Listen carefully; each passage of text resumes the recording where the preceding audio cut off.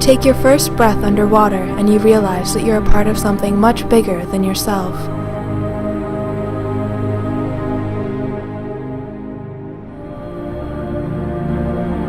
A whole other alien world comes to life in front of you.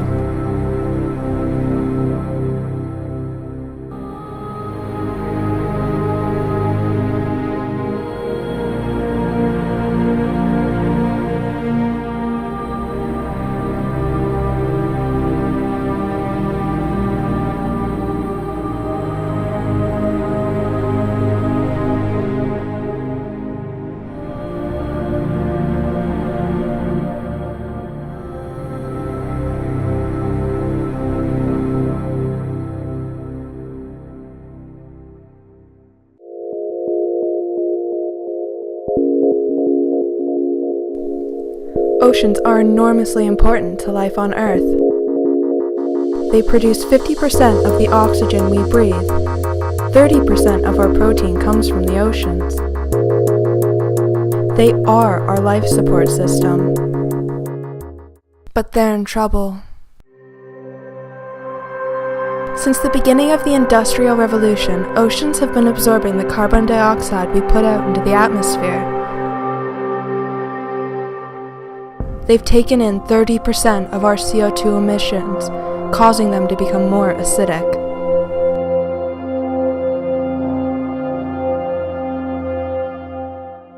Ocean acidification is a change in the ocean's chemistry, and it's largely due to things like burning of fossil fuels. It's this excess CO2 that is being absorbed by our ocean, changing the chemistry, which is increasing the acidity of the ocean. Pre-industrial times, we've looked at a shift of a pH from about 8.2 to a present day of about 8.1, which doesn't seem like a lot, perhaps, but it is to these individual organisms. It is to calcifying species.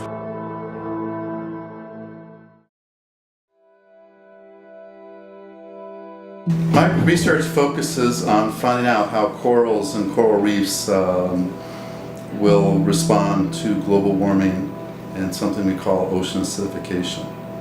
So warming is a result of the fact that as society burns their fossil fuels, it releases CO2 into the atmosphere, and CO2 is a greenhouse gas. So as its concentration increases, the environment warms. And the environment warms, and then the ocean warms in turn. And it's warmed by 0.6 of a degree Celsius in the last 100 years.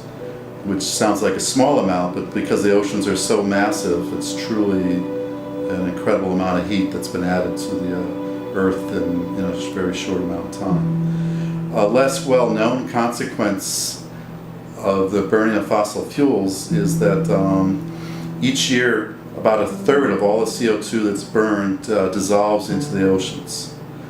So that's a good thing in that that's a third less CO2 that stays in the atmosphere to cause the warming.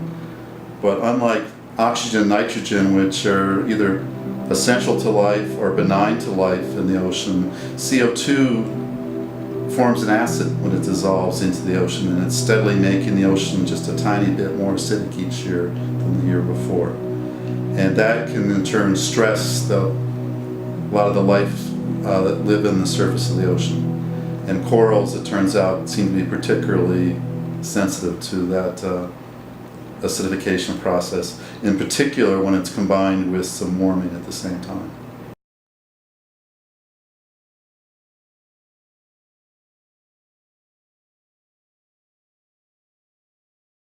The problem of ocean acidification is already here, by the way. I mean, there's already evidence that the coral reefs are suffering, and that the crustaceans that need the calcium in the water, I believe, to make their shells are beginning to suffer. So there's considerable evidence of ocean acidification already beginning to reach levels that are dangerous. Every organism needs to maintain the pH of its body within a very narrow range. And if anything disturbs that, your metabolism, your ability to function immediately deteriorates. You slow down, you'll be able to run slower, you'd feel out of breath. So this is what's happening to an unlucky fish or phytoplankton or coral is it's starting to feel out of breath. It's got less energy. Less energy makes it less able to cope with any kind of stress in the environment. And that's what's so bad about this. It doesn't kill you outright, unlike a disease or something. That's what's sort of insidious about ocean acidification. It's just slowing you down. And then a predator can catch you more. You'll be less able to escape being eaten. You'll grow from baby to adult more slowly. And that can be bad because in nature it's a very harsh world, and most babies, it's a fact of life, get eaten. So fish and lots of things release millions of eggs, knowing that only 2 or 3 of those will ever grow to adulthood. And making the ocean more acidic changes the equation fundamentally, because now the time it takes that egg to grow into an adult can take twice or 3 times as long. That means it's spending more time at this really vulnerable stage in its life when everything else is bigger than him and able to eat him.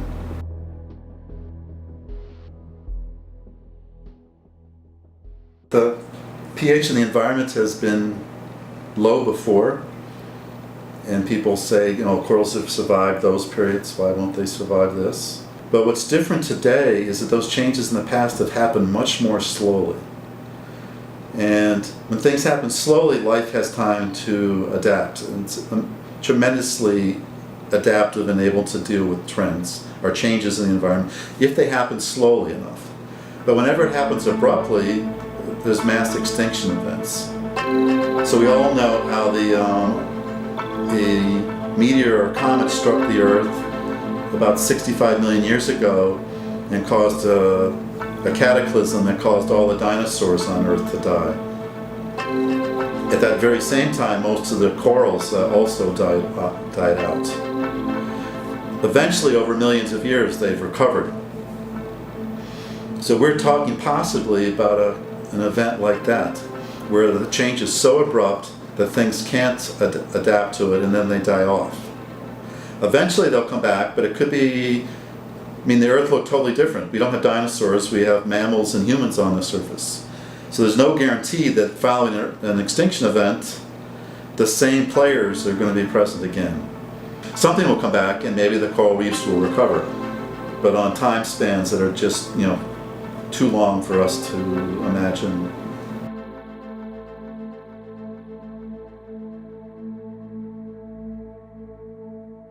I look at worldviews as things that change over time, that evolve. What we have to try to do is get that evolution of worldviews in a direction that's more supportive of well-being for ourselves and all the other species that we share the biosphere with. We need to educate ourselves, we need to educate each other, and we need to be more aware of what we can do individually. The ultimate solution, the only solution, is to cut CO2 emissions. And that's going to solve the warming and the acidification problem. And so it's only going to be a good thing and a smart thing. I believe that we can turn things around. This is going to be the biggest challenge humanity has ever faced, and it's going to take the heroes in all of us to bring out monumental change.